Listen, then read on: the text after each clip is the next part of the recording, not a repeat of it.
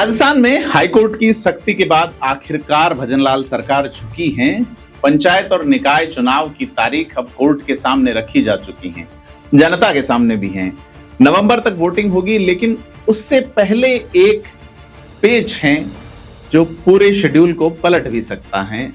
आज बात करेंगे कि वो पेच कौन सा है, इंतजार खत्म कैसे हुआ और तमाम बिंदुओं पे कि राजस्थान हाईकोर्ट के डंडे के बाद पंचायत और स्थानीय निकाय चुनाव में सरकार में जो जाग हुई है, उस जाग की परिणति किस रूप में हुई। नमस्कार, मैं प्रदीप हूं, थिंक 360 देख रहे हैं आप। अगर आपने चैनल को अभी तक सब्सक्राइब नहीं किया है तो पंचायत और निकाय चुनाव के अपडेट को लेकर लगातार हमसे जुड़े रहने के लिए चैनल को सब्सक्राइब करें, बेल आइकन प्रेस करें। तो लंबा इंतजार था, अब खत्म हो चुका है, लेकिन जनता के दबाव से नहीं, अंदरूनी इच्छाओं से नहीं, सरकार की प्रतिबद्धता से नहीं, सरकार के लोकतंत्र के प्रति समर्पण से नहीं, बल्कि हाईकोर्ट के डंडे से यह आदेश हुआ है। 16 जुलाई को हाईकोर्ट ने साफ कह दिया था कि भैया चुनाव की तारीख बताई जाए और 20 तारीख को बताई ही जाए। इस आदेश की पालना में प्रदेश के मुख्य सचिव की अध्यक्षता में एक बैठक होती है, जिसमें राज्य चुनाव आयोग, ओबीसी आयोग, स्वायत्त शासन विभाग और पंचायत राज विभाग के अधिकारी शामिल हुए। अब कोर्ट ने पूरा शेड्यूल पेश कर दिया। हम एक वीडियो में पहले आपको डिटेल बता चुके हैं। तो सबसे पहले अगर बात करें निकाय चुनाव की, यानी शहरी जो स्वायत्त संस्थाएं हैं, उसमें जनप्रतिनिधियों के चुनाव कैसे होंगे, क्योंकि सबसे पहले इस लिस्ट के अनुसार यही होंगे। 17 अगस्त को निकाय चुनाव की घोषणा होगी, 6 और 9 सितंबर को मतदान हो जाएंगे, यानी 11 सितंबर को परिणाम आ जाएगा और इसके बाद अध्यक्ष और उपाध्यक्ष का चुनाव होगा। अब आंकड़ों में अगर समझें कि कितना बड़ा चुनाव है, प्रदेश में कुल 309 नगरीय निकाय हैं, जिनमें 10,245 वार्ड हैं और इस 45 वार्डों के लिए 16,482 पोलिंग बूथ बनाए जाएंगे और इसमें करीब 1,43,75,806 मतदाता हिस्सा लेंगे। एक दिलचस्प बात, निकाय चुनाव को 2 चरणों में कराया जाना प्रस्तावित है और वजह है मैन पावर। सिर्फ एक चरण के लिए 60,000 कर्मचारी और 50,000 पुलिसकर्मी चाहिए, यानी पूरे राजस्थान में इतनी बड़ी मशीनरी झोंकी जाएगी। और ध्यान रहे, ये चुनाव सिर्फ सदस्य पद के लिए होगा, अध्यक्ष और उपाध्यक्ष बाद में सदस्यों के बीच से चुने जाएंगे।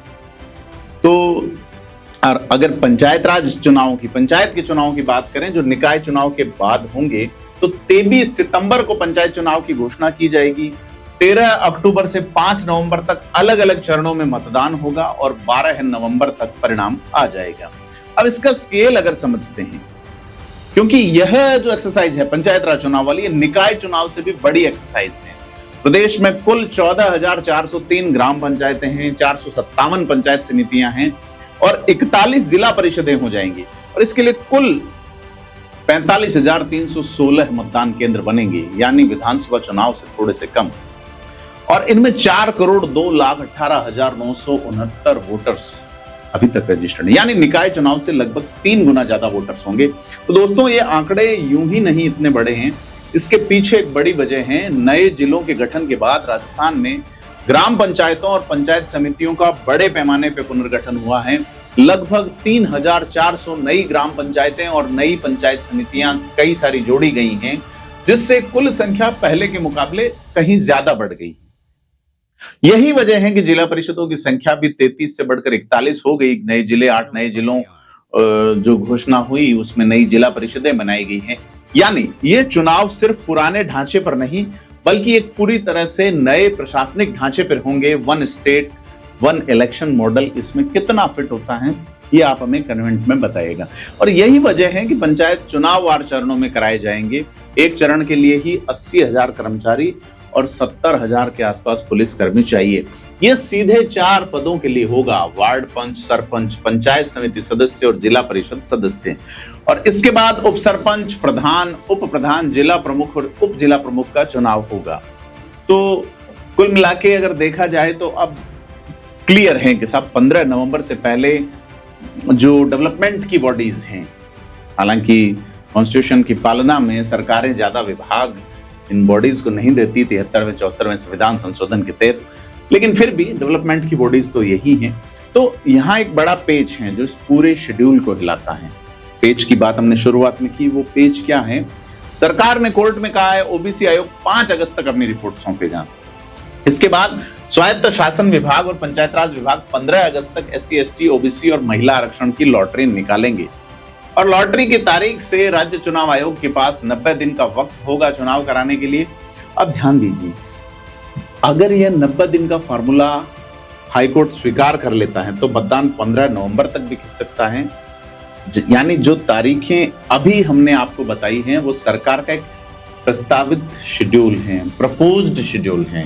फाइनल फैसला हाईकोर्ट के हाथ में है। और यही एक जरूरी नुआंस है जिसे कोई और शायद आपको नहीं बता सके। तो अगर बात करें राजनीतिक आरोपों की, जिसमें इस देरी के पीछे की पॉलिटिक्स की बात करें, क्योंकि पंचायत में चुनाव को देरी को लेकर गिरिराज सिंह देवंदा और निकाय चुनाव में हो रही देरी को लेकर पूर्व विधायक सेम लोढ़ा समेत कई जनहित याचिकाएं दायर हुई थी। सेम लोढ़ा का सीधा सा आरोप है दिल्ली में छात्र संघ चुनाव हो रहे हैं, गुजरात और हरियाणा में पंचायत निकाय चुनाव हो रहे हैं, लेकिन राजस्थान में मुख्यमंत्री को हार के डर से चुनाव जो टालने पड़ रहे हैं। सेम लोढ़ा कहना है कि यहाँ संवैधानिक प्रावधान है जिसकी वजह से मुख्यमंत्री खुद कभी सरपंच बन पाए थे तो उन्हें समय पर चुनाव कराकर औरों को भी मौका देना चाहिए। जिस कॉन्स्टिट्यूशनल प्रोविजन की वजह से सीएम कभी सरपंच रहे थे तो उन्हें दूसरों को मौका देना चाहिए, यह संयम लोढ़ा का कहना है। तो कुल मिला के तारीखें तय हो चुकी हैं लेकिन फाइनल अभी नहीं है। ओबीसी रिजर्वेशन की लॉटरी और हाईकोर्ट की मंजूरी ही तय करेगी कि आपके गांव और शहर में वोट कब पड़ेगा। हम इस स्टोरी को कोर्ट की अगली सुनवाई तक ट्रैक करेंगे और अगर आपको ये डिटेल थोड़ी पसंद आई है तो वीडियो को लाइक शेयर करें, चैनल को सब्सक्राइब करें और चैनल को सब्सक्राइब करने के साथ साथ कमेंट में जरूर बताएं कि आप क्या सोचते हैं। धन्यवाद।